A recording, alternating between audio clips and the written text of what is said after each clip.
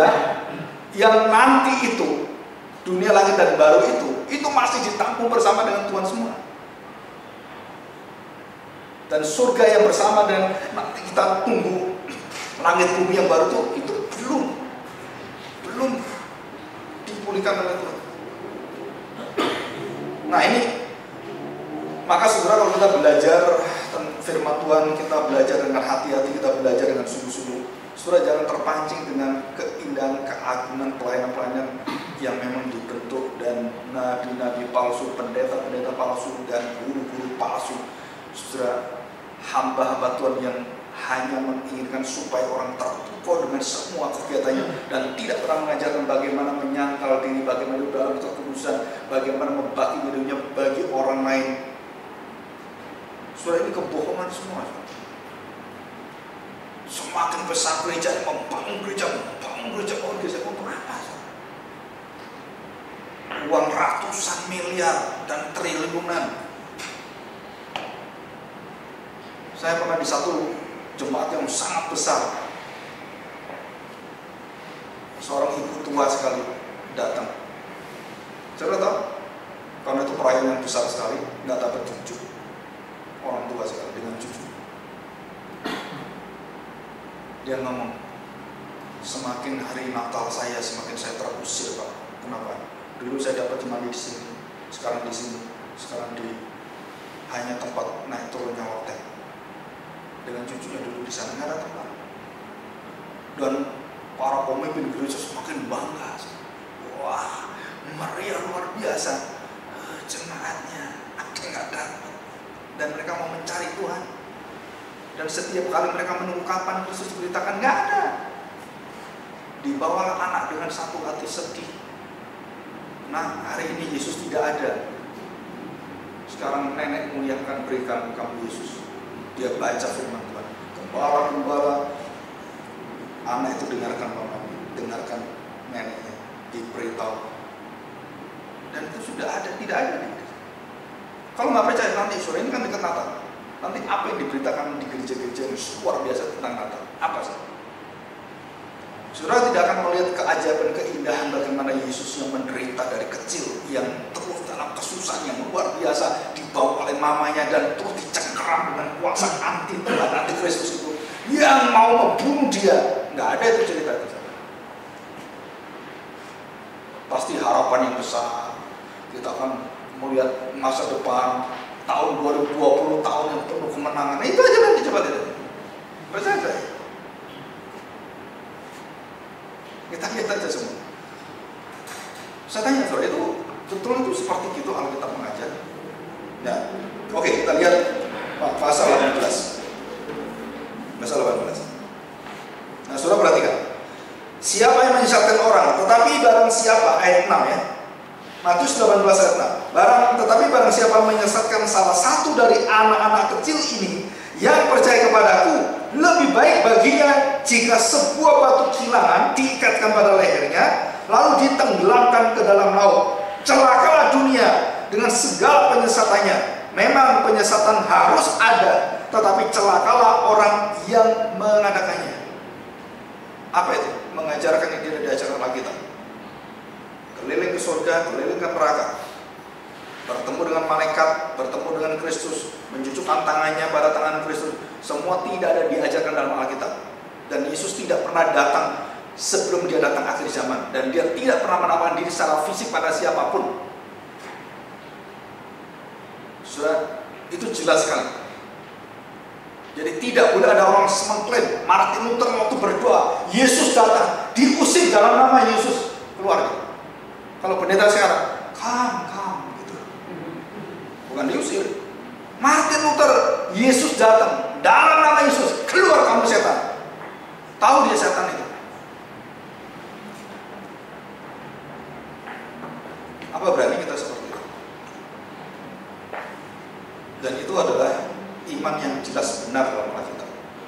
Ya, saya ulangi, jika tanganmu atau kakimu, perhatikan ya. Jadi ini tadi kan penyesatan dari luar dan kemudian yang masuk di dalam, dan sekarang ini saudara, ini pengertian kita yang tersesat.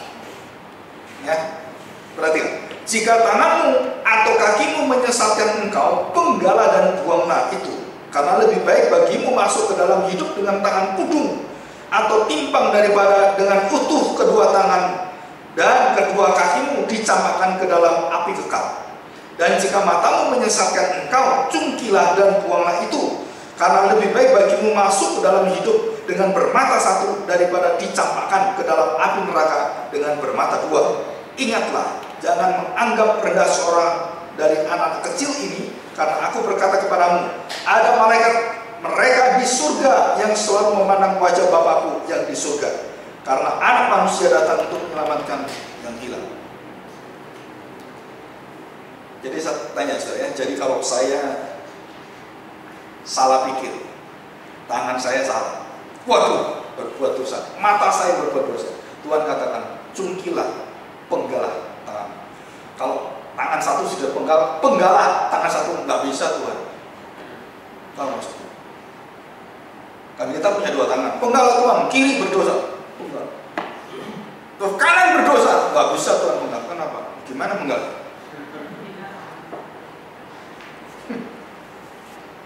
Betul kan?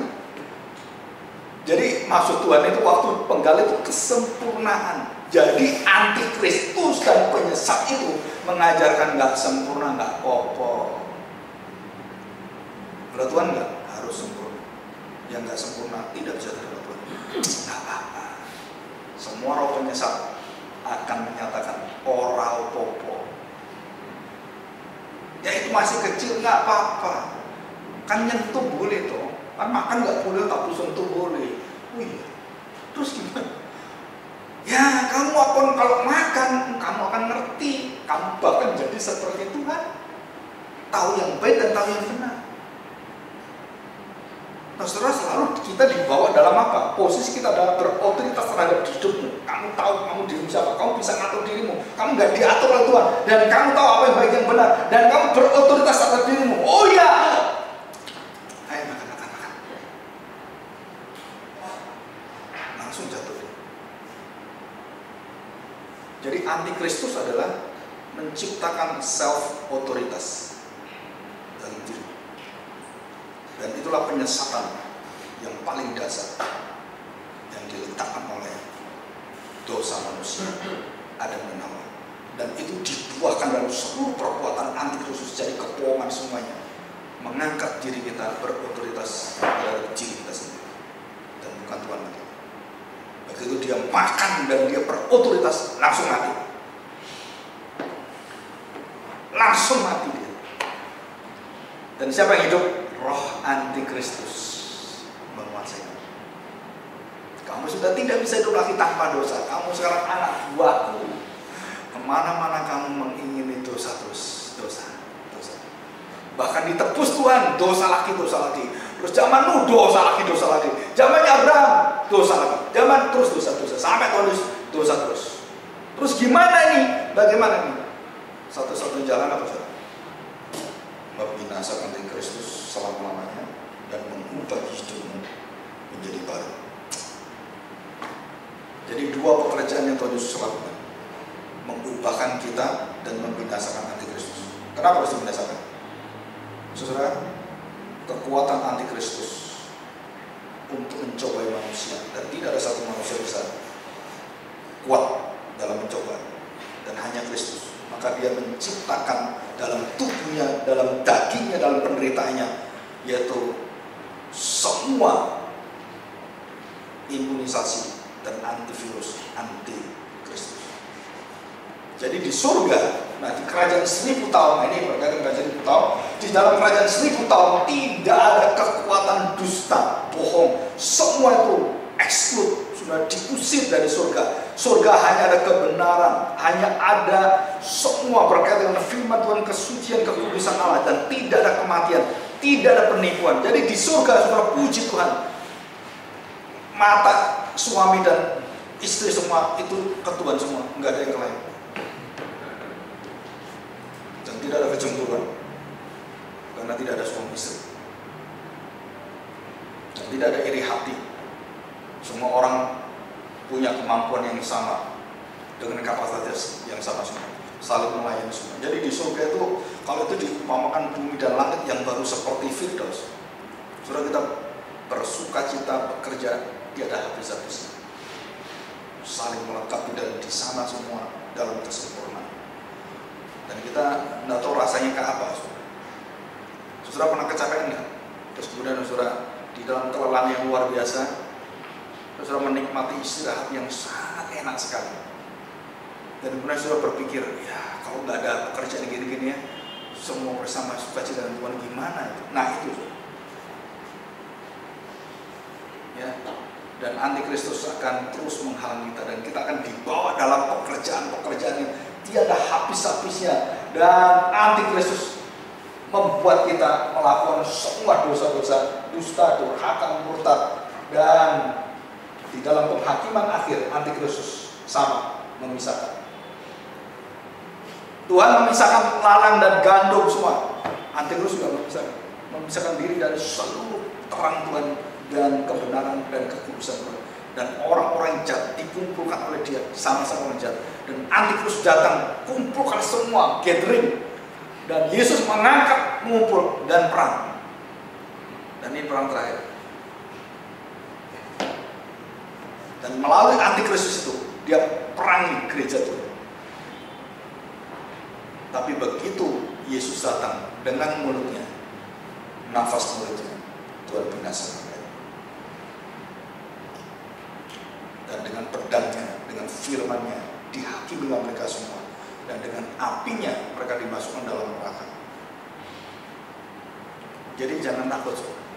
Antikristus yang bonggolnya itu, yang puncaknya itu, yang momoknya itu besar itu begitu muncul yang lawan siapa? Kita nggak mampu. Hanya Tuhan Yesus dengan nafas mulutnya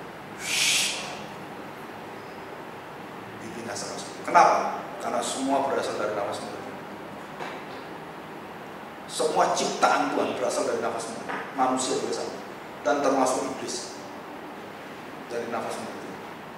Dan kenapa dibinasakan dengan nafas mulut antikristus itu? Semua karena di belakang mereka adalah roh-roh itu semua. Dan yang bersifat jasmani, tubuh dan daging ini dimasuk dalam api neraka selama-lamanya dan berpisah. Dan ini semua akhirnya sudah tahu kita semua. Jadi kita nggak perlu takut dengan antikristus, dengan roh antikristus. Kenapa? Karena kebenaran itu menolong kita dan memeriksa kita semua. Jadi saya nggak pernah takut dengan pemberitaan firman Tuhan mau dia apain, nggak usah takut. Kenapa? Kita mempelajari dosa-dosa antikristus, roh-roh Satan, dusta, pembohongan. Dan ini banyak di depan kita dan sekeliling dan sepanjang hidup kita melihat semuanya. Wah, betul-betul mengerikan. Ini ada sesuatu yang baru nanti di tahun 2020. Saudara, Indonesia akan dibanjiri dengan apa? Mujizat-mujizat yang luar biasa katanya. Ya. Saudara tahu Filipina membaptis hampir 6.000 orang. Tidak. Bukan membawa orang ke gereja menikmati, bukan. Membaptis mereka untuk pergi ke dunia. Di China di mana-mana mereka membaptis anak-anak muda untuk apa? Pergi ke seluruh muka bumi menjadi misionaris. Nah kita ngumpulin orang-orang memuji-muji Tuhan di gereja dengan musik yang luar biasa. Mereka mengutus orang di kita menikmati. 300 tahun gereja seperti ini mati semua. Eropa dan semua mati semua. Dan mereka menolak Kristus. Nama Kristus untuk doa saja ditolak. Nah puji Tuhan, Mike Pence dengan Trump membuka itu semua. Dan harus doa, malah disuruh doa. Walaupun rata-rata liar orangnya itu kan, tapi lumayan loh kebijakannya. Ya kan, berani-berani buka nama Kristus lagi, berarti dia tanda petik apakah dia anti Kristus, nggak tahu gitu. Tapi minimal dari apa yang dia katakan dan dia mendukung semua kebijakan itu. Nah saudara, itu jadi tanda tanya besar. Dan kita harus bersyukur sehingga Amerika mulai dibuka kerannya, mulai mengenal Tuhan. Tetapi saudara, saya dengar nggak sebaik yang kita pikirkan, dan mereka sudah tidak bisa, banyak yang tidak terima. Oke, doa aja, saya nggak mau. Dan sudah diwawancara 87 dari 100 orang ateis. Di gereja 60% ateis. Semua pemuda ateis. Ini penelitian baru, Joshua 2015. Mereka menyebut nama Tuhan, tapi pola hidupnya ateis. Mereka menerima LGBT, mereka semua terima semua.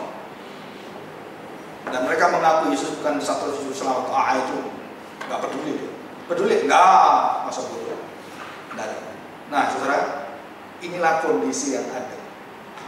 Bagaimana dengan di Indonesia?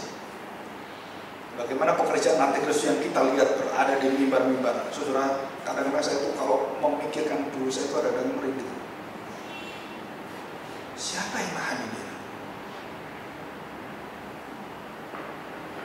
Dan semua orang berlomba-lomba mencapai hidup yang menguasai dunia ini.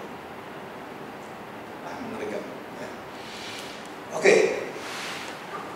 Saya akan menutup dengan satu Matius 24. Kedatangan anak manusia. Segera, ayat 29 ya. Segera sesudah siksaan pada masa itu, matahari akan menjadi gelap dan bulan tidak bercahaya, dan bintang-bintang akan berjatuhan dari langit dan kuasa-kuasa langit akan goncang.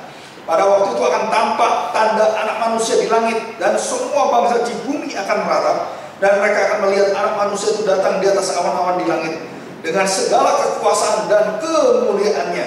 Dan ia menyuruh keluar malaikat-malaikatnya dengan meniup sangkakala yang dahsyat bunyinya, dan mereka akan mengumpulkan orang-orang pilihannya dari keempat penjuru bumi, dari ujung langit yang satu ke ujung langit yang lain. Tariklah pelajaran dari perumpamaan pohon ara. Apabila ranting-rantingnya melembut dan mulai bertunas, kamu tahu bahwa musim panas sudah dekat.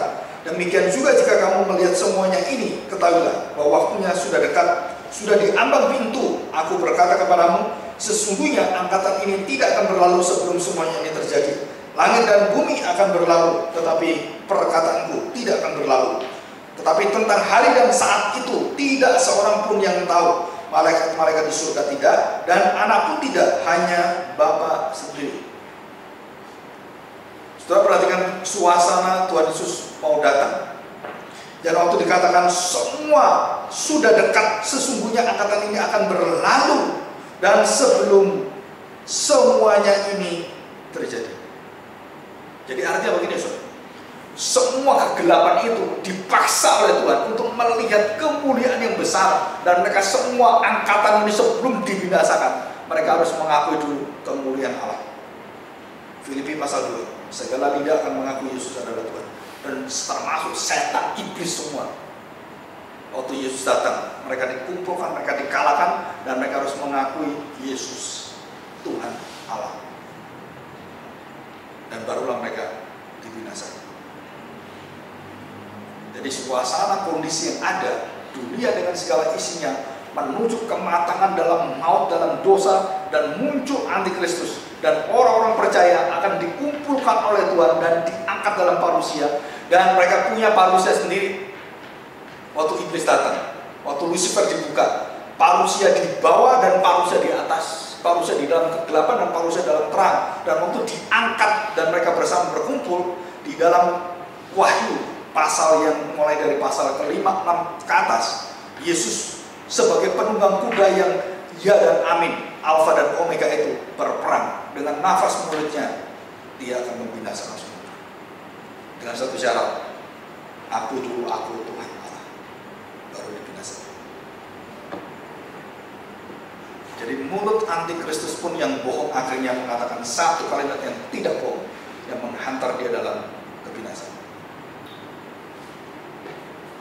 Satu kalimat, engkaulah Tuhan Allah, ditimpal Tuhan dengan muka Tuhan. Ya, oke, kita akan masuk dalam pertanyaan. Bagaimana tentang pengajaran Joyce Meyer, Joel Austin, Joseph Prince, apakah antikristus? Setelah Joyce Meyer itu kita tahu bahwa dia adalah Christian moralis, ya. Kristen yang bersifat moralis dan memotivasi orang. Tetapi ayat-ayat firman Tuhan yang dibahas oleh dia, dan sangat banyak ayat firman Tuhan, itu tidak berkonteks dengan kebenaran Alkitab. Jadi yang dikatakan adalah sebenarnya kebohongan. Kalau tidak berkonteks Alkitab itu artinya bukan Alkitab. Yang bukan Alkitab berarti bukan firman Tuhan. Dan dia membahas banyak yang di luar konteks Alkitab. Ya, bukunya saudara bisa baca. Joel Austin sama. Ya. Semua tidak mengakui tentang banyak pengajaran Yesus sebagai satu-satunya juru selamat. Dia tidak mengakuinya. Joel Austin. Dan dia mengatakan, saya tidak punya hak menghakimi orang mau percaya Tuhan Yesus atau enggak, bukan urusan saya. Terus ditanya, loh kamu sendiri percaya Tuhan Yesus? Saya percaya Tuhan Yesus seperti yang saya percaya, bukan Alkitab. Yang saya mengerti Tuhan Yesus yang saya ngerti, bukan Tuhan Yesus yang Alkitab. Jadi artinya apa? Jadi dia ciptaan Tuhan Yesus sendiri, bukan Tuhan Yesus Alkitab. Joseph Prince, saudara, banyak pengajaran-pengajaran yang boleh dikatakan apa ya? Nah, ada satu pengajaran tentang dosa. Ya, kalau kita sudah diampuni dosa kita nggak perlu melakukan dosa lagi. Saudara, ada dua hal penting karena dibahas. Ini cuma untuk supaya kita tahu ya. Ini sebenarnya sudah saya pernah bahas di dalam seminar Hyperquiz. Saudara, pengakuan dosa, akui dosa. Di dalam 2 Korintus 5 ayat 17 dan dengan konteks semua ayat di sini sebelum dan sesudahnya. Saudara, pengakuan dosa itu ada dua dosa. Yang pertama, bahwa dosa yang diakui itu bersifat badan yang masih dalam daging, dan ini kita harus mengakui dosa sampai kita mati. Nah, yang roh dan jiwa, saudara, ini satu kali selamanya. Dan ini adalah jaminan, dan ini adalah proses pemudusan.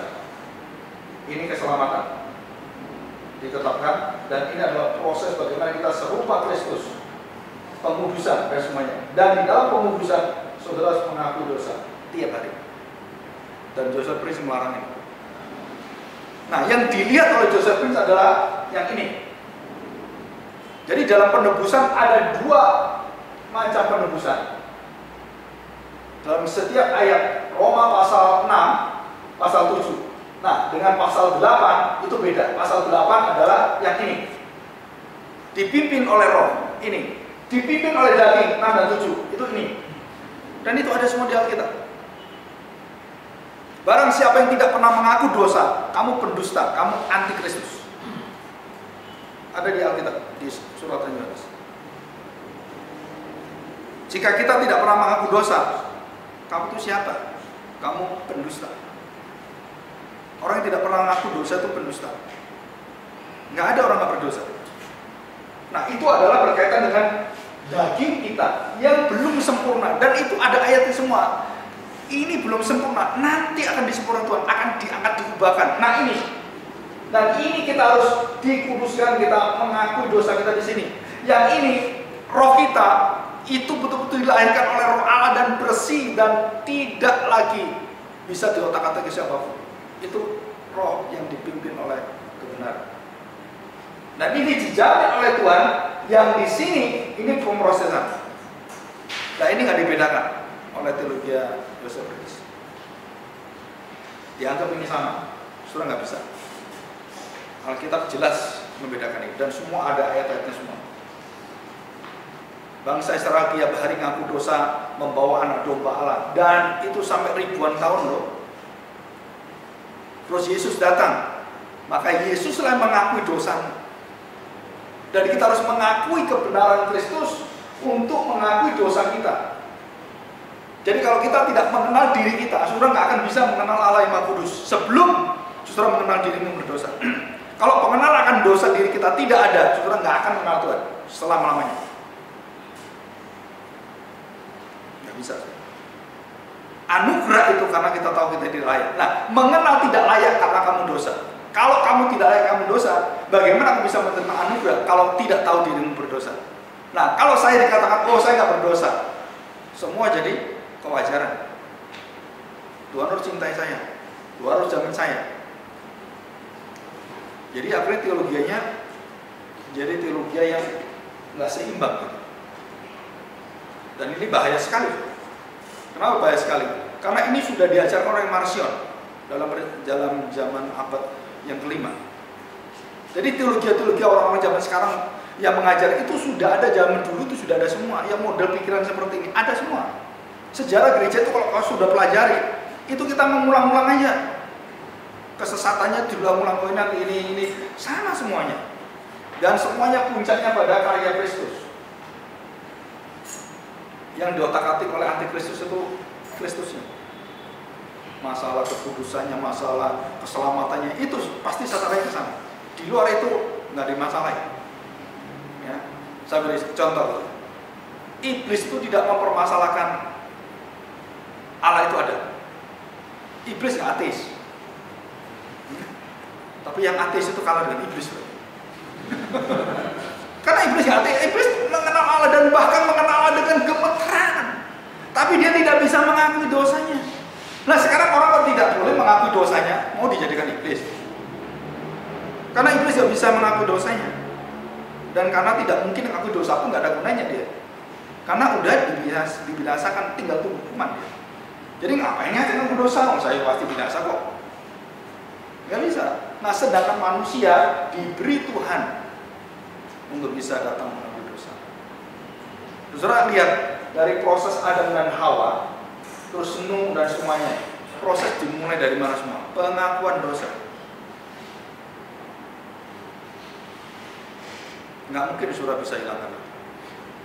Dan Nuh waktu melihat anaknya jatuh dalam dosa, menghina karena melihat auratnya, saudara, apa yang dilakukan? Suruh anaknya mengaku dosa. Dan seperti terus. Dan Tuhan Yesus juga mengajarkan dalam doa Bapa Kami. Apa yang diajarkan? Mengaku dosa. Dan itu ajaran Tuhan Yesus. Dan para rasul juga sama. Ya, nah itu yang ada di sini. Oke, kita lanjutkan. Jadi saudara bisa mencermati sendiri ya. Paulus belajar sendiri mengenai Kristus. Mungkin kan kita belajar melalui internet, Alkitab, mengingat banyaknya ajaran palsu. Saya percaya begini, ya. Saya percaya bahwa setiap ajaran palsu itu tidak akan menganulir perjanjian Tuhan dengan manusia. Jadi dalam banyak hal kita bisa lemah teologi kita, tetapi belum tentu kita dibinasakan. Ya. Jadi belajar silakan, tapi lebih baik saudara belajar kepada orang-orang yang sangat mencintai firman Tuhan dan hidup sungguh-sungguh untuk firman Tuhan. Dan jelas sekali harus Kristus menjadi sumber keselamatan. Di luar itu, saudara jangan mencari yang lain, ya nanti tersesat. Apakah boleh kita menyatakan bahwa DPL seperti Musa adalah bayangan dari Kristus? Ya, dan sangat boleh, karena memang boleh. Dalam Ibrani dikatakan semua perjanjian lama adalah bayangan Kristus dan wujudnya adalah Kristus. Ada Adam yang kedua dan Adam terakhir. Abraham, ada Abraham yang bukan keturunan daging, tapi Abraham yang akan dipakai sebagai penggenap dalam imannya, keturunan dalam iman. Sunat juga bukan sunat secara daging, tapi sunat dalam hati, dan semua di dalam Kristus semua digenapi, diwujudkan. Ya, oke. Bagaimana dengan bangsa Israel? dengan kekuatan militernya menindas bangsa Palestina. Dosa. Dan sangat berdosa. Di dalam Taurat yang ada adalah puncak hukum kasih, termasuk dalamnya kasihilah musuh. Daud tidak pernah membinasakan dan menjajah bangsa lain. Daud menawarkan perdamaian. Maka zaman Daud, kerajaan yang terbesar yang dimiliki Salomo itu bukan kerjaan Salomo, itu kerjaan Daud. Jadi ratusan dari istri dan gundik Salomo, kita tahu berapa kerajaan dan pemerintahan itu di bawah kekuatan. Nanti kita akan lihat ini. Mungkin ini ada sesuatu yang perlu dicatat atau nanti adalah hal yang kurang jelas, itu bisa diperbandingkan ya. Ada teks ayat yang berkaitan dengan 1 Yohanes pasal 2 tentang penyesat dan antikristus yang satu arah dan satu level sama. Itu Matius pasal 7 ayat 15 sampai dengan 23. Terus Matius pasal 28 ayat 6 sampai dengan ayat yang ke-11. Nah, di dalam Matius pasal ke-7 itu, Matius pasal ke-7 ya,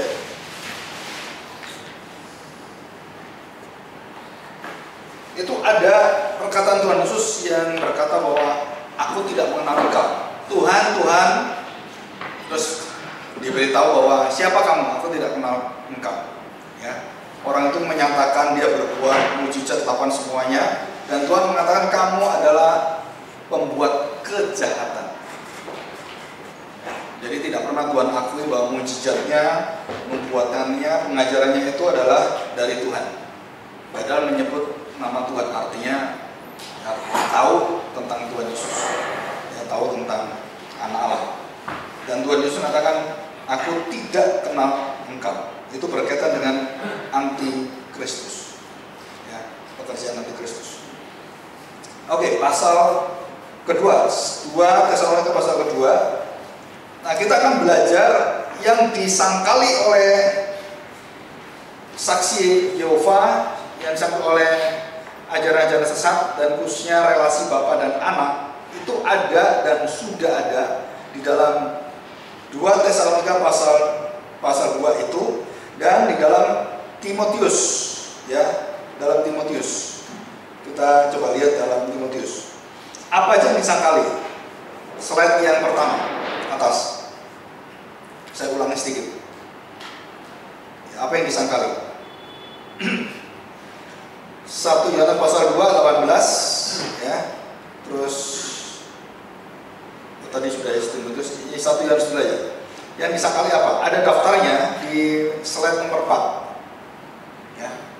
Slide nomor 4. Yang pertama itu pembohong. Selanjutnya. Nah, ini. Pembohong, penyangkal, penyesat, dan ada yang lebih ini ya, lebih diuraikan, mereka tidak mengambil Yesus sebagai Kristus. Jadi Kristusnya yang masalah besar, karena ini berkaitan dengan orang Yahudi ya, yang datang dalam wujud manusia. Jadi itulah dikatakan menghujat Allah dan harus dibunuh. Itu salah satu ciri daripada penghujat Allah adalah Kristus menjadi manusia, Allah menjadi manusia. Dan konsep Allah menjadi manusia itu, Kristus dalam wujud manusia itu menjadi ukuran pekerjaan yang akan ditentang oleh antikristus, yang ditentang oleh orang-orang Yahudi dan seluruh bangsa Israel, sampai membunuh Yesus dianggap sebagai antikristusnya. Jadi ini dibalik oleh setan. Yang harusnya Yesus adalah Kristus, tapi dianggap Yesus itu menyangkali Kristus. Tidak seperti ini, Kristus mati terus kemudian dipaku di kayu salib. Nah, Kristus tidak bisa mati dan dia raja atas kerajaan, tak terkalahkan. Nah, itu konsep mereka seperti itu. Nah, yang selanjutnya, setiap roh yang tidak mengakui Yesus tidak berasal dari Allah. Ya. Maksudnya roh apa? Dan Yesus yang bagaimana? Semua berkaitan dengan firman Tuhan, semua berkaitan dengan seluruh pengajaran, pelayanan, dan pekerjaan dia. Nah, kalau saudara tidak percaya, mungkin kalau hal-hal yang kecil dalam arti seperti para rasul sampai ingin membuktikan dan ingin mencucukkan tangannya masih ditoleransi. Tapi kalau sudah menolak dan tidak bisa bertobat lagi, nah saudara menjadi antikristus. Dan ini semua daftarnya pekerjaan antikristus. Ya. Nah, di dalam 1 Yohanes pasal 1, coba kita lihat. 1 Yohanes pasal 1.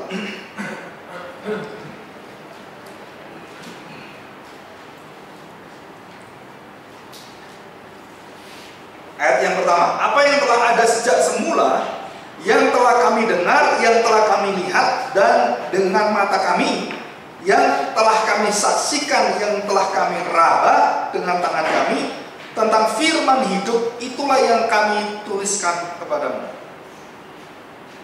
Jadi puncak dari suratan Yohanes itu membuktikan bahwa Yesus yang datang dalam Injil itu bukan cuma khayalan, tapi itu wujud nyata yang mereka menyatakan udah pernah dirangkul, udah pernah betul-betul hidup secara manusia 100% utuh. Dan dibuktikan di sana. Nah, antikristus itu akan melawan ini semua. Ya, termasuk pendeta-pendeta, profesor-profesor teologi yang mengatakan Yesus itu adalah dongeng dan tidak pernah ada sebenarnya. Itu adalah ciptaan orang-orang, para rasul dan murid-muridnya. Dan Yesus tidak pernah ada. Dan semua mujizatnya itu adalah bukan mujizat. Dan itu bisa dibuktikan semuanya. Nah, itu orang-orang menyangkali baik mujizatnya semua adalah orang yang anti kepada firman, anti Kristus. Selanjutnya kita lihat di sini ya, ayat yang kelima. Dan inilah berita yang telah kami dengar dari Dia, yang kami sampaikan kepadamu. Allah adalah terang, di dalam Dia sama sekali tidak ada kegelapan. Jika kita katakan bahwa kita beroleh persekutuan dengan Dia, namun kita hidup di dalam kegelapan, kita berdusta dan kita tidak melakukan kebenaran. Jadi kasih dan Dia adalah terang. Jadi kalau saudara bulat tidak mengatakan kebenaran di dalam pelayanan, di dalam pekerjaan, dalam hal apapun, dan tidak pernah kudus dan jujur, saudara adalah sama dengan pembohong, pendusta. Ya. Jadi A jadi B, B jadi C, kayak belut, dan tidak pernah mengatakan yang benar apa. Dan anak dari kecil itu sudah kena roh antikristus. Dari kecil anak itu sudah dagingnya itu melawan kebenaran. Jadi kalau dia ketahuan, dia berbohong dari kecil, nggak usah diajarin. Dan sangat jago anak. Nggak ada yang ngajarin. Orang tuh nggak pernah ngajarin kamu bohongnya cara bohong begini ya, ngomongin. Nggak. Tapi anak begitu salah, dia bohong sendiri bisa. Jadi orang berdosa itu nggak perlu berguru. Ya, di situ. Jadi sudah dagingnya sudah seperti itu, rohnya itu udah kena dosa dan diikat dengan kebohongan. Jadi di dalam dosa, saudara diikat dengan daging dan penuh dengan kebohongan semua. Ya, dan bisanya kita tahu bahwa diri kita salah dan benar adalah saudara ketemu dengan Allah yang adalah terang. Dia adalah kasih. Ya. Oke, kita lihat pasal yang kedua. Ya.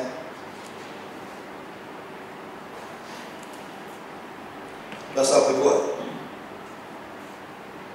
Nah, ayat yang ketiga. Dan inilah tandanya bahwa kita mengenal Allah, yaitu jika kita menuruti perintah-perintahnya. Barang siapa berkata aku mengenal Dia, tetapi ia tidak menuruti perintahnya, ia adalah seorang pendusta dan di dalamnya tidak ada kebenaran. Dikatakan pendusta. Dan ini adalah gelar dan pekerjaan iblis. Dan dikatakan pendusta, ya, tidak menuruti perintahnya, ia adalah seorang pendusta dan di dalamnya tidak ada kebenaran. Tetapi barang siapa menuruti firman-Nya, di dalam orang itu sungguh sudah sempurna kasih Allah. Dengan itulah kita ketahui bahwa kita ada di dalam Dia. Barang siapa mengatakan bahwa ia ada di dalam Dia, ia wajib hidup sama seperti Kristus telah hidup. Jadi katakan wajib itu adalah tuntutan, satu yang harus dikerjakan dan tidak mungkin tidak. Ya. Nah, saya tidak mengajar tentang hal-hal yang lain, tentang penebusan, pengakuan dosa semua, karena itu panjang sekali. Nah, kita lihat sekarang di ini, ya, di chart ini. Perhatikan, so. Yang pertama itu inkarnasi. Inkarnasi. Jadi Yesus itu puncak dari pengetahuan Allah, dan Allah ingin semua manusia mengenal Allah. Satu-satunya jalan adalah Allah menjadi manusia. Baru pengetahuan Allah yang dikenal dalam Perjanjian Lama, semua diceritakan itu tergenapi dan terrealisasi, terwujud. Jadi saya beri contoh begini. Kamu tahu nggak namanya tahu? Tahu nggak? Kan sama tahu. Maksudmu yang tahu mana, yang tahu mana? Kamu tahu nggak? Tahu nggak? Ya tahu ya tahu gitu kan? Bagaimana saya bisa membedakan tahu dan tahu? Nah, saudara-saudara memakai kalimat yang berkonteks dengan kalimat lain. Baru tahu bedanya tahu dan tahu apa? Tahu itu tahu, benar-benar tahu yang tahu, atau tahu yang kita nggak tahu, gitu kan? Nah, waktu kita memakai kata tahu, saya tahu kamu orang berasal, nah itu adalah bukan tahu, itu tahu. Saya tahu. Tapi kalau tahu dan tempe, nah itu pasti tahu. Di situ. Nah, saudara, waktu kita disesatkan dan kita tahu kebenaran dalam terang, nah iblis itu selalu mempermainkan konteksnya, selalu mempermainkan perkataan-perkataannya. Waktu Adam dan Hawa diberitahu oleh Tuhan, jangan sekali-sekali kamu memakannya. Iblis tambah, gitu tahu? Kan kamu bukan hanya makan, sentuh nggak boleh. Nah, dia bela-bela sedikit. Kamu mau apa kalau sentuh gitu sebenarnya. Dan dia memakai satu konteks yang mungkin diperbolehkan. Kalau ditambah ini, dan kita digiring untuk apa? Berkompromi. Ya kalau nggak boleh kawin ya nggak apa-apa. Tapi kan ini loh, pengetahuan manusia itu sudah maju. Ya, manusia itu punya, kalau nggak boleh kawin ini dia akan bahaya sekali. Jadi ada nafsu yang nggak boleh, ya. Nanti terbakar dia. Jadi kalau gereja nggak boleh memperkawinkan seorang yang sudah cerai yang hidup seperti itu kan. Itu orangnya kasihan. Dia pakai istilah apa ya, sudut pandang belas kasihan, bagaimana manusia tapi sendirian. Akhirnya pendetanya, ya wes apa, kawin aja, gitu kan? Nah, saudara, itu bukan kebenaran, itu karena apa? Dikontekskan.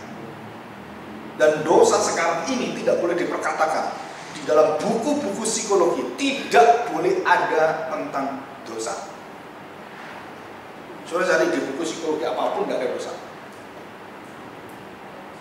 Dan Gary Collins, Profesor Gary Collins waktu mengajar saya, kamu akan mencari bahwa dosa itu di dalam seluruh ilmu akan diperhalus dan akan dibuat seolah-olah dosa itu sesuatu yang bisa diterima dan kewajaran dan malah kelumrahan. Nah, istilah dalam sosial mental disorder, ya kan? Terus maksudnya apa? Itu kan dosa orang, bukan? Itu karena kondisi sehingga orang itu bisa bunuh orang. Kenapa? Itu tetangganya nggak apa-apa, itu dia nggak punya makan, akhirnya dia marah dan dibuat sedemikian rupa sehingga dosa itu dimaklumi dan diterima. Akhirnya di dalam buku psikologi, buku politik, buku apapun, dosa itu hilang semua. Dan yang diperkarakan apa? Saudara, semua kepentingan dan hal-hal yang bersifat moralitas. Dan tidak akan bisa dibereskan dengan seluruh ilmu yang ada karena mereka tidak mengakui tentang dosa. Di situ. Nah, gerakan daripada roh-roh penyesat ini adalah membuat kebenaran-kebenaran Alkitab itu dibungkus dengan kedis, gitu ya, supaya apa? Jamu nggak kerasa jamu, enak loh jamu. Kenapa? Dikasih gula yang banyak. Yang pahit akhirnya kalah dengan yang manis. Nah, itu kerjaan setan. Maksudnya bukan tukang jamu yang muncul itu antikristus, bukan. Ya kan semua jamu kasih gula itu enggak. Maksudnya adalah kita harus tahu bahwa itu adalah jamu dan tidak boleh diselewengkan dan ditutupi atau diapakan. Kristus adalah wujud aslinya, jangan pernah didiskon apapun. Pak, anak saya masih kecil, Bapak kalau sekali firman Tuhan yang jelas saja, kan dia masih belum bisa mampu mikir. Ya bahasa diganti loh, bahasa anak-anak. Memang kita perlu berbahasa seperti anak-anak, tetapi nama Yesus jangan diganti seperti nama anak-anak. A little Christ, gitu kan? Supaya apa? Yesus yang kecil, gitu kan? Dan kemudian Yesus yang ditambah lagi, Yesus yang kecil, yang manis, yang imut-imut, ngacoy. Supaya anak-anak bisa mengenal Yesus yang seperti dunia mereka. Yesusnya direndahkan menjadi Yesus yang dipengerti anak-anak. Saudara, saya tahu betul bahwa itu dibutuhkan anak diproses, tapi jangan pernah kebenaran itu dianak-anakan supaya dia bisa terima anak. Nggak bisa Yesus kayu salib, kayu salib kejem, Pak. Jangan, Pak. Yesus ditaruh di tembok aja, Pak. Dan di situ ada hiasan yang banyak, terus salibnya taruh situ, jadi indah, Pak. Ini edan ini. Ada guru sekolah minggu seperti itu. Pak, kalau kasus serem-serem gitu, wah, anak-anak ketakutan, Pak. Jangan buat ketakutan anak-anak. Ya, temboknya bagus, Pak, ada bunga-bunganya. Ya, apa? Terus salibnya situ. Ini salibnya anti Kristus ini.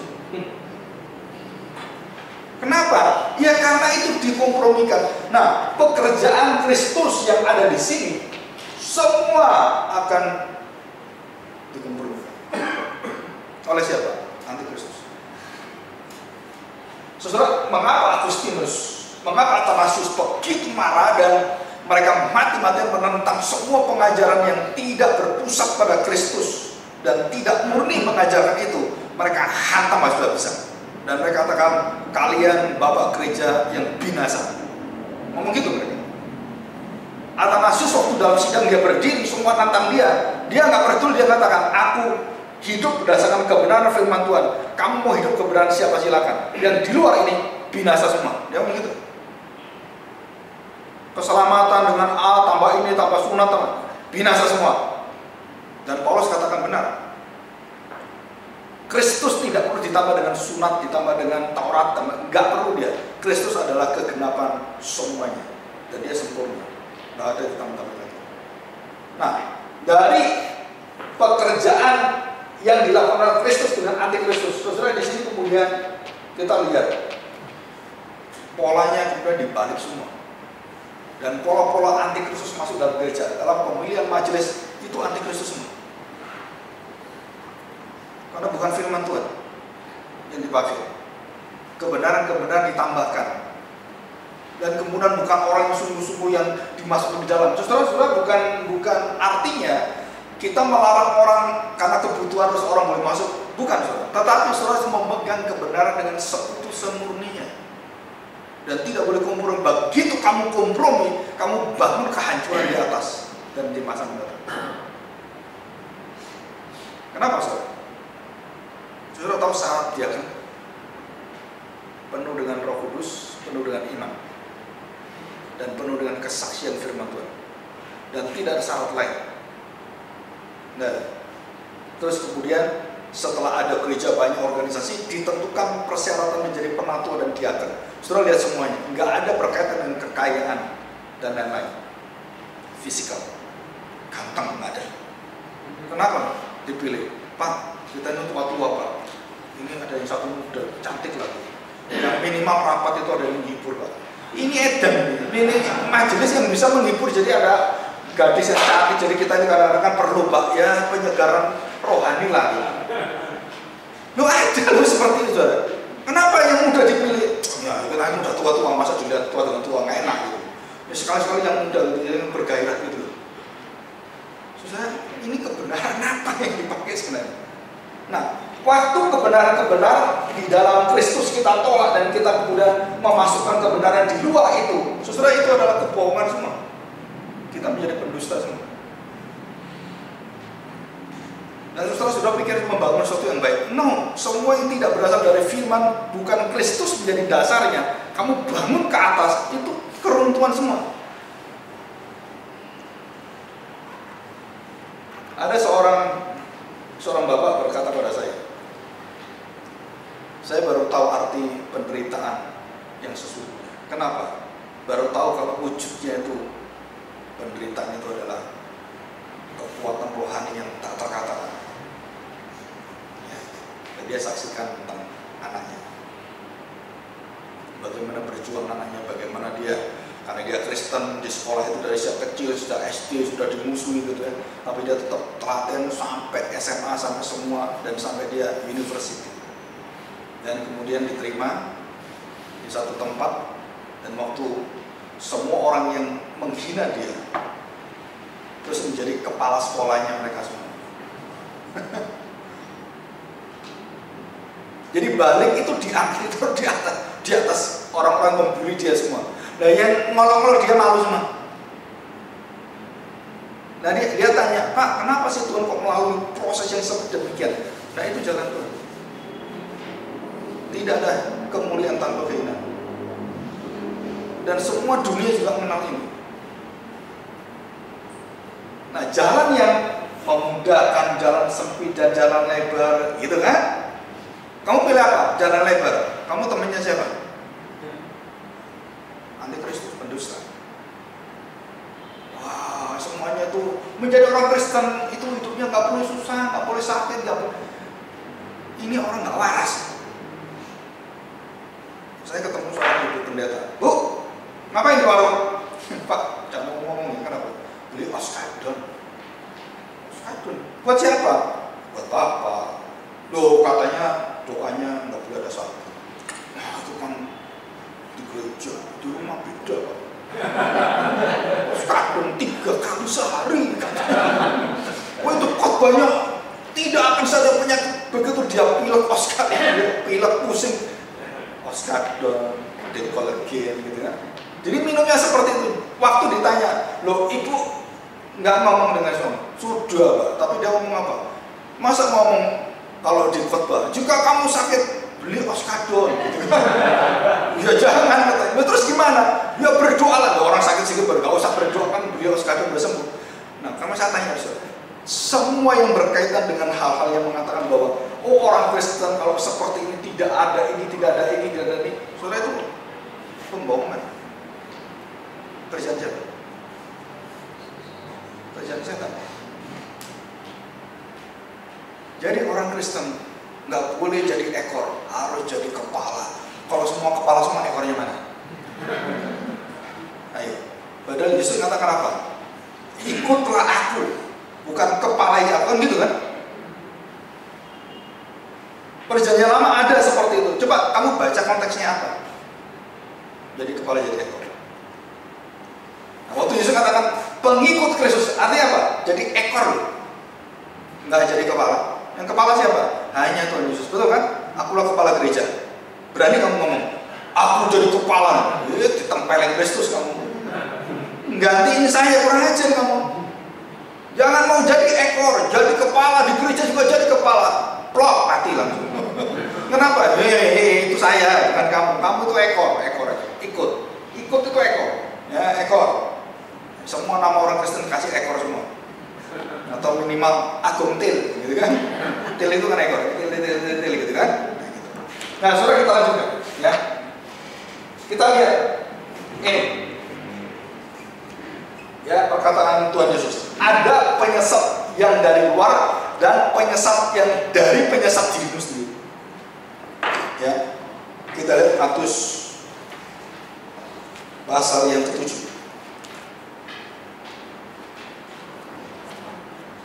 Matius pasal 7 ayat 15.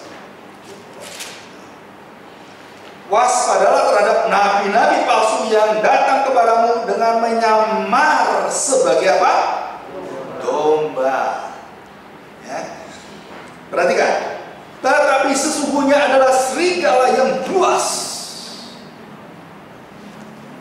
Artinya buas itu apa? Tidak terkendalikan, rakus dan semuanya. Dari buahnya lah kamu akan mengenal mereka. Dapatkah orang memetik buah anggur dari semak duri atau buah ara dari rumput duri? Demikianlah setiap pohon yang tidak menghasilkan, ya, yang buah yang baik, sedang pohon yang tidak baik menghasilkan buah yang tidak baik. Buah yang baik dari pohon yang baik. 18, tidak mungkin Dikatakan mustahil pohon yang baik itu menghasilkan buah yang tidak baik, ataupun pohon yang tidak baik itu menghasilkan buah yang baik. Dan setiap pohon yang tidak menghasilkan buah yang baik pasti ditebang dan dibuang dalam api. Jadi dari buahnya lah kamu akan mengenal mereka. Jadi bagaimana kita bisa mengenal antikristus? Apa yang diajarkan antikristus? Penyesat-penyesat itu. Sudah, apa yang diajarkan? Mulut, tangan, hati, pikiran gereja di dalam dan di luar gereja. Saudara kenal dia. Begitu di dalam gereja begitu baiknya kayak domba, begitu di luar jadi bos itu serigala. Masuk gereja domba, keluar gereja serigala, gitu kan? Atau mungkin di gereja juga gitu. Mukanya, kulitnya domba, tapi dalamnya itu serigala. Dan itu adalah pekerjaan dari penyesatan. Itu roh penyesat sudah masuk dalam diri kita. Jadi orang yang hidup dualisme itu semua dari antikristus. Kebohongan diri, penyesatan diri. Jadi kalau Tuhan menuntut, ya kalau di gereja ya bolehlah jujur-jujur, di luar gereja jujur lah, ya, dan nggak apa-apa. Ini kan kita kumpulannya bukan orang suci, orang bejat semua. Ya kita kecipratan bejat sih nggak apa-apa. Antikristus, dualisme itu.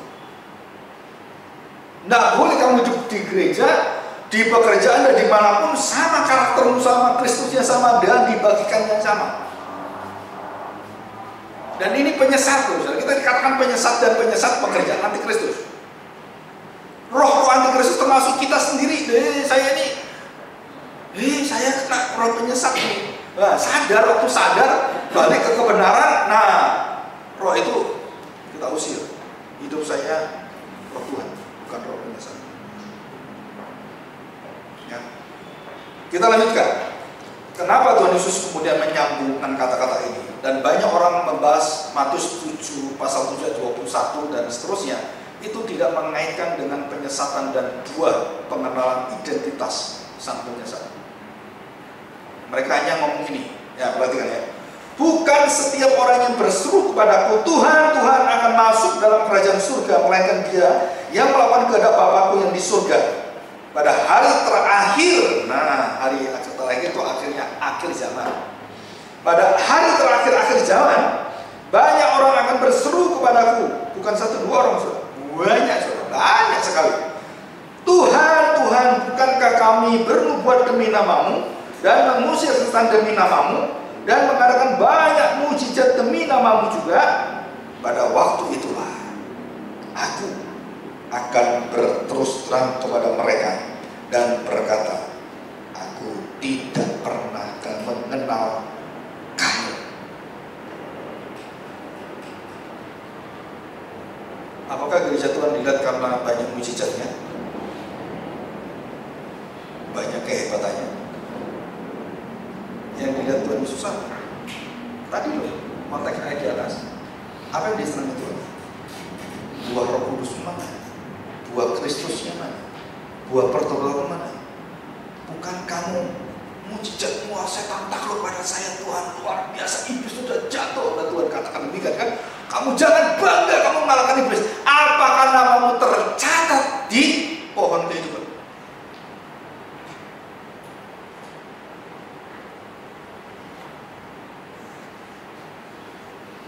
Saudara, kekristenan sekarang itu kekristenan senang melihat pekerjaan-pekerjaan, bukan kekristenan melihat apa yang mengerjakan itu, jati dirinya.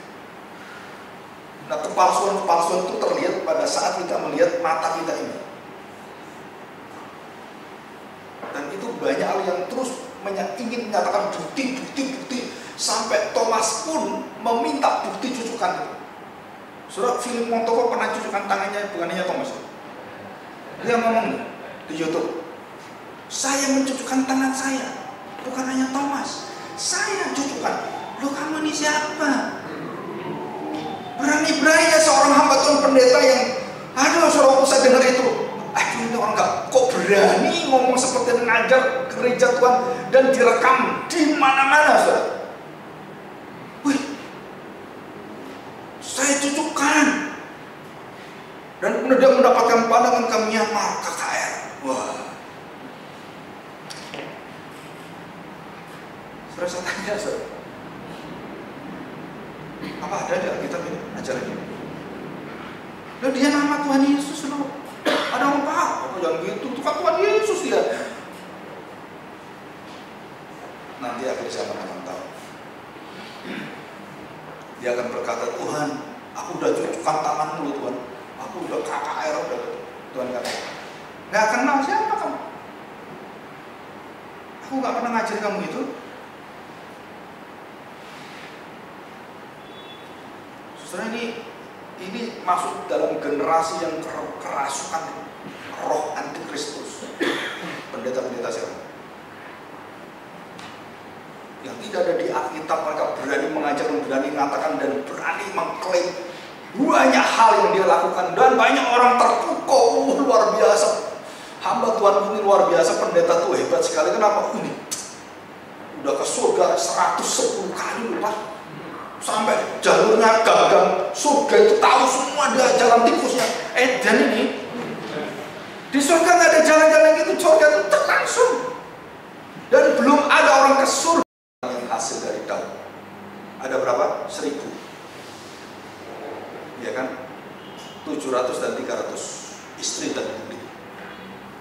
Itu termasuk di dalamnya adalah penguasaan kerajaan di sekeliling. Jadi mereka mempersembahkan anaknya ini, nah itu. Dan Salomo gebletnya mau. Kok mau? Padahal Tuhan larang nggak boleh. Tapi mau. Nah itu artinya kompromi. Dosa yang tidak menghalau. Nah, zaman hakim-hakim ada satu dosa yang luar biasa diulangi. Mereka tidak menghalau orang Kanaan, tidak menghalau orang-orang Feris, Yebus, tidak menghalau. Dan itu semua menjadi kehancuran bangsa Israel dan dibuang selama 70 tahun. Jadi dosa kita tuh yang berkompromi. Saudara pikir tidak ada urusan? No. Anak saya mempunyai kompromi dengan dosa, terlibat dalam LGBT dan semua. Saudara pikir Tuhan dia? No. Jika kamu nggak bertobat, anakmu dibinasakan Tuhan. Jangan main-main dengan Tuhan. Kalau kamu pemimpin gereja, anakmu melanggar kekudusan Tuhan, kamu jangan senang-senang, karena dia berurusan dengan Tuhan. Samuel, Eli, Hofni, Pinehas, Yoel, Abiel, anak-anak Daud, anak-anak Salomo, semua hancur semua. Semua banyak anak terbinasakan. Kenapa? Kompromi.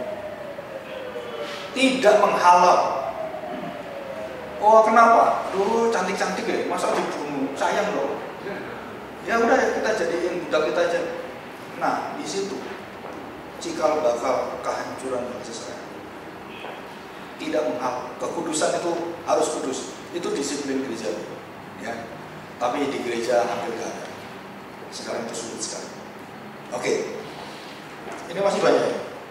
Apakah fenomena selfie? Aduh, ini termasuk antikristus ya? Enggak juga ya. Selfie antikristus itu ya. Nah, kalau dari menonjolkan diri dan menuhankan diri nanti ujungnya bisa. Tapi kalau cuma foto-foto ya jangan terlalu ini ya, apa namanya? Fanatik gitu ya istilahnya. Tapi saya pikir selfie normal aja sih nggak ada masalah. Tapi kalau setiap hari selfie, nah itu orang gila. Lihatin dulu, nanti pakai ini alas lain lagi, foto lagi pakai ini. Nah itu waktunya cuma selfie doang. Nah itu menuhankan diri, ya itu di situ. Pada peristiwa apa dua saksi Allah di kitab Wahyu diutus Allah untuk bernubuat sambil bergabung selama. Nah sore ini semua tentang akhir zaman. Tentang akhir zaman. Dan yang dua saksi itu sudah terjadi, ya. Dan nanti tinggal penggenapan di akhir zaman. Tuhan akan memakai itu.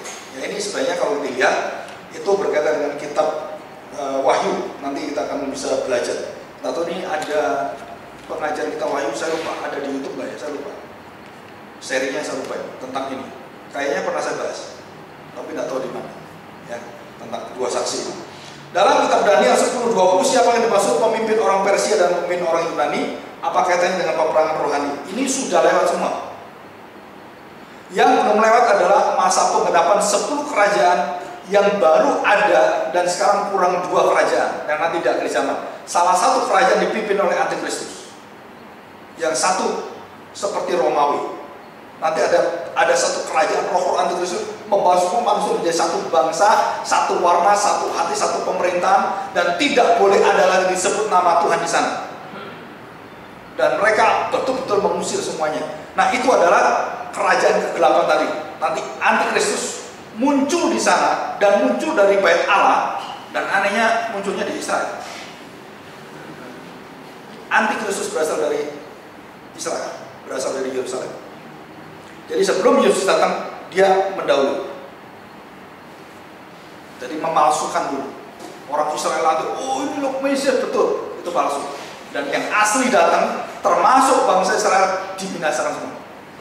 Kalau gereja dispensasi mengatakan bangsa Israel akan diselamatkan, no, Tuhan binasakan, karena mereka ikut Mesias yang palsu. Di mana? Di Bait Allah. Ya. Oke. Nah, ini rapture. Apakah akan ada rapture? Ada 2 macam rapture. Yang pertama, rapture orang-orang yang sudah meninggal. Yang kedua, yang masih hidup di rapture. Dan yang ketiga, sebenarnya bukan rapture. Ini termasuk bentuk parousia. Itu dikumpulkan bukan di udara, tapi bersama-sama di bumi ini oleh Lucifer. Jadi parusianya itu sebenarnya parusia yang jahat, dan rapture yang jahat dan rapture yang baik. Dan iblis melakukan itu. Semua kerja Tuhan harus dilakukan, ditiru semua, dan semua dibinasakan Tuhan. Apakah gereja Katolik masuk dalam Antikristus? Iya, dalam beberapa ajaran yang tidak mengakui dan menjunjung tinggi Maria, itu termasuk Antikristus. Dan yang mengatakan Paus tidak berdosa dan segala kebijakan Paus itu imunisasi dari dosa, itu Antikristus. Paus manusia biasa, dia bukan Tuhan. Jadi kalau ada doktrin mengatakan Paus tidak berdosa, Maria tidak berdosa, itu melawan pengajaran Kristus. Karena yang tidak berdosa hanya Kristus, tidak ada manusia lain. Jadi kalau katakan Maria tidak berdosa, kita nggak bisa terima. Karena yang disebut dalam Alkitab manusia tanpa dosa hanya Yesus dan tidak ada. Ya, di situ. Oke, terima kasih. Kita udah pada ujung. Doakan untuk ini ya, seminar LGBT, karena saya harus menyiapkan tambahan bahan dari sudut pandang akademis.